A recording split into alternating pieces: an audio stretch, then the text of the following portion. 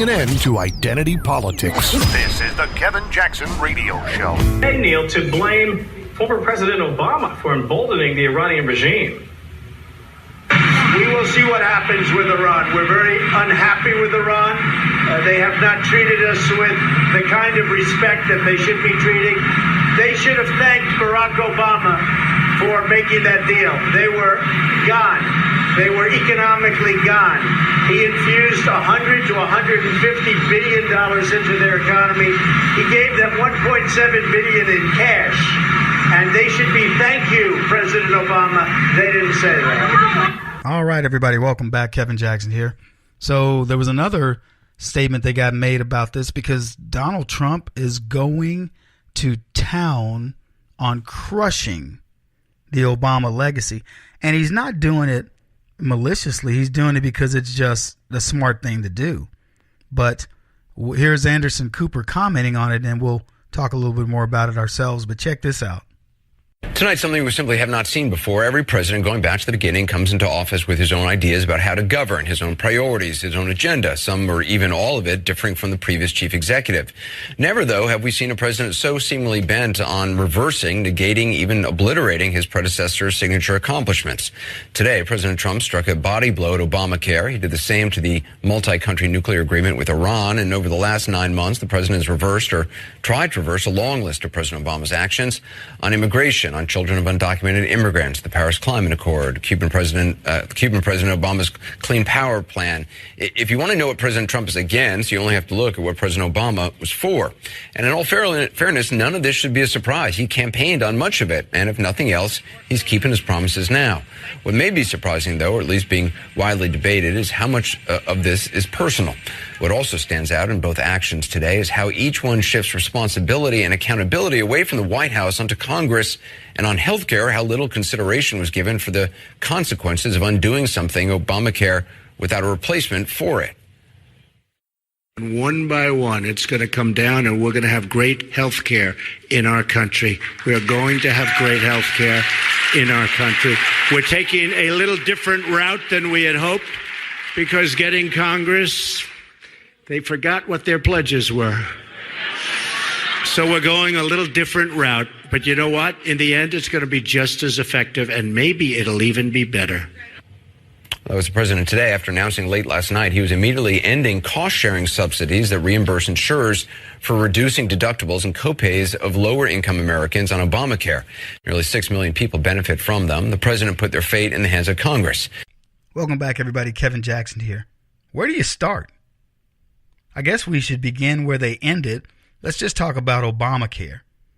So here's one of President Obama's spokespersons, kind of in the name of Mulvaney, explaining the Obamacare failure. And then I want to go into the actual details of the policy so you can see that Donald Trump doesn't take it personally.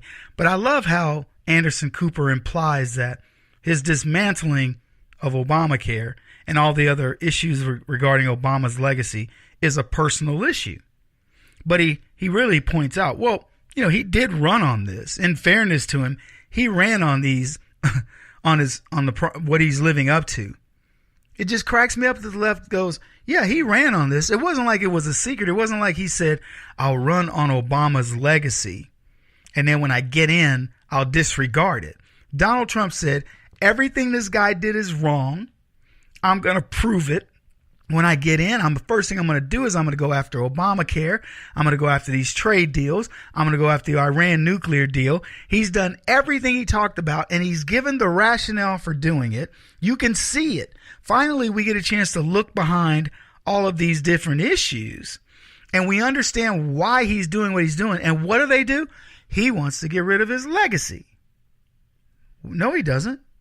He wants to solidify his legacy.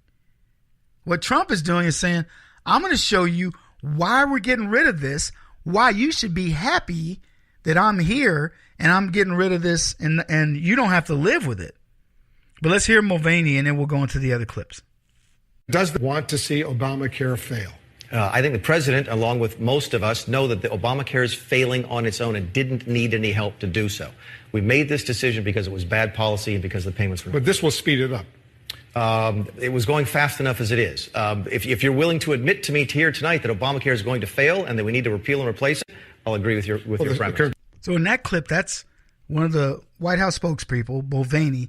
He's talking about Obamacare, and he's like, it was going to fail because what President Trump did, and welcome back, everybody, Kevin Jackson here. You can get these podcasts on demand if you want at kjradio.com. But what he was saying that President Trump did when he issued an executive order that stopped the subsidies is he says he just did what was supposed to happen with Obamacare because it was going to fail regardless. But why did he do the subsidies? Wolf Blitzer saying he's trying to put it on the fast track. He wants it to fail even faster, which is essentially Wolf Blitzer admitting that he knows Obamacare is a failure.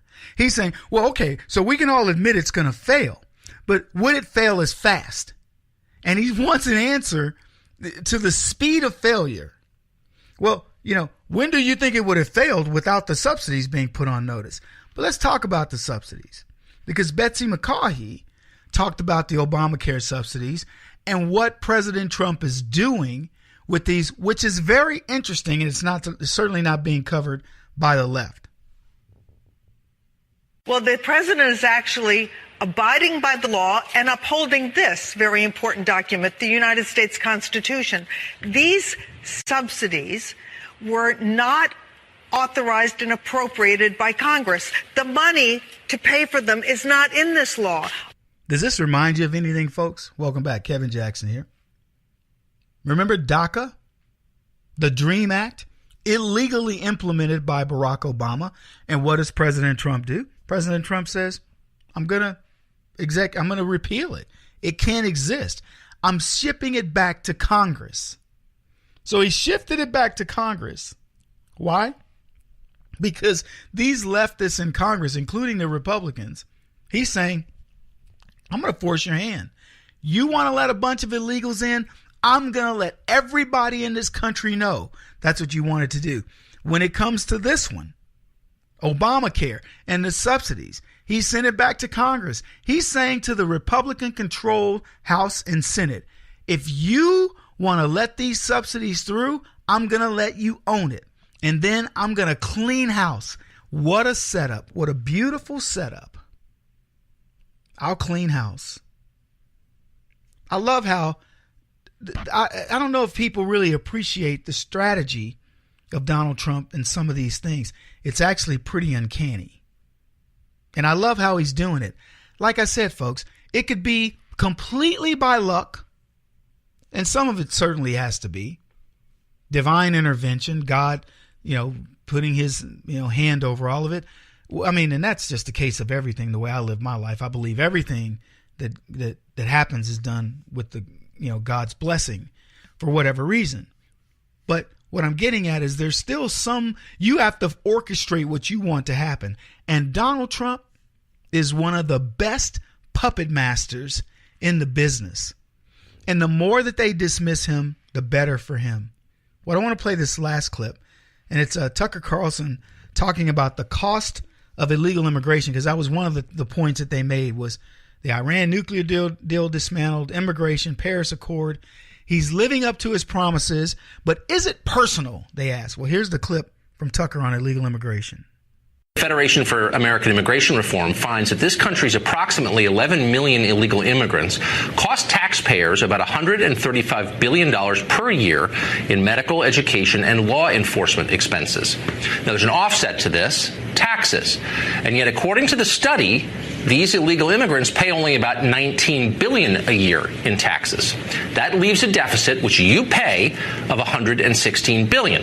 Now, even by Washington standards, that's a huge number. To put it into some perspective, Americans spend only about $70 billion every year paying tuition at public colleges and universities. So if you eliminated the expenses of illegal immigrants, we could make every public college in the country tuition free and still have nearly $50 billion left over to, fix decaying infrastructure or subsidize health insurance to the middle class, or probably a lot more. So it's worth considering as we debate border control and amnesty, these numbers. Welcome back, everybody. So I go to the FAIR event almost every year, and we talk about these issues and their cost to the taxpayer. You have Bernie Sanders and Hillary Clinton running around talking about free education, but we're squandering it on foreigners who come over here illegally, not even honoring our laws, and they don't even talk about the numbers. Those are the numbers. And look, we can argue about, is it this much, is it that much? We can quibble all you want. Fact is, we know there's a cost to the American citizen that the left ignore. Love the way Donald Trump has a way of bringing these things to light by accident or by design. He won't stop until he's the top-rated radio talk show host in America. What kind of weird competitive freak are you? This is the Kevin Jackson Radio Show.